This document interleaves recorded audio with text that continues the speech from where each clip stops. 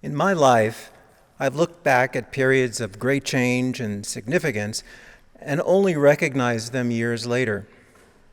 This weekend, I asked my husband, what one thing would he have done differently if he could have? In that very same moment, I thought to myself, what would I have done if I'd only just woken up a little earlier, smelled the coffee, passed on that extra slice of cake, not pushed that send button? Then I think, like the threads of a rope, my life can't be picked apart without unraveling it. And once unraveled, it wouldn't be the same.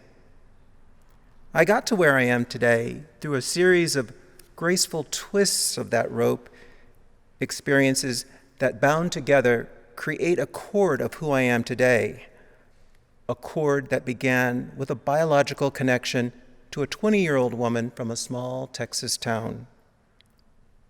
Mom and I never had the talk as it's described today, a conversation about race and life. Rather, we had the conversation, the lessons, the examples of how to move safely in a hostile world, and the reminder that I was a person of worth. She has so many ways of putting it, so many ways of telling me over and over that what doesn't kill you makes you stronger. Each lesson building upon the past, layer by layer, hardening, protecting. She loves telling this one. She's running late to a meeting of her mostly white women's club, of which she was president. Knocking on the door, cake holder in hand, she's greeted by a visiting relative of the homeowner who beckons her to the kitchen. Naturally, she's there to prepare refreshments. Making a point, Mom dramatically emerged from the kitchen to the sounds of greetings and acknowledgments from her waiting club members. "So good to see you. We're waiting for you." Point made as the visiting relative slips upstairs. How about the story of the neighbor who knocks on her door and in a moment of honesty says she wasn't aware that there were black people in the neighborhood? Mom responds, "Oh, we're very quiet," sharing the encounter as a gotcha moment, a small victory, a rejoinder, turning back the hundreds of slights she'd experienced over the years, her fist in a velvet glove. These stories, big and small, surrounded me growing up.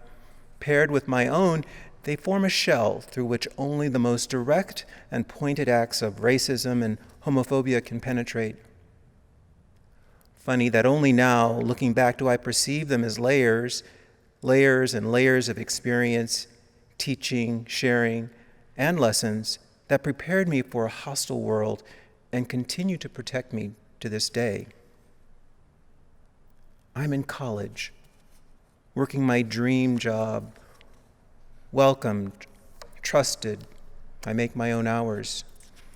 Then the familiar homophobic slur is tossed in my direction, but this time I march up to the perpetrator, ready for a serious confrontation. And you know what? He backs down. And yes, I am gay. And from that point forward, I hold my head just that much higher. Still, I know what fear looks like, what hesitation to do what's right feels like. I've heard the voices.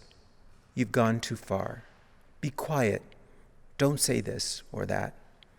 It's fear born out of survival, and there are plenty of examples of how speaking up or out can get you killed.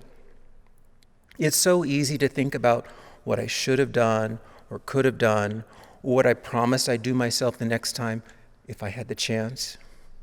I recognize in hindsight the path not taken, the road not traveled, the regret, and the shame of not doing.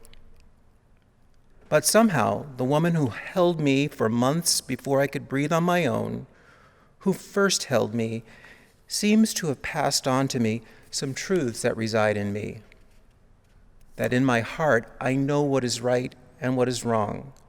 That no matter the circumstances, I am a person of worth, and that I'm loved, and maybe more deeply, that action redeems hopelessness, and that redemption is found in doing. and with acknowledgments to Robert Frost, somewhere ages and ages hence, two roads diverged in a wood, and I took the one less traveled by, and that has made all the difference. So she's much slower now at 82. Technology lets me check in on her briefly, and I keep her privacy by not lingering on the images I see. I think I understand how mothers live on through their children, and I get a glimpse of that when she tells me that she would never forget the birthday of her firstborn.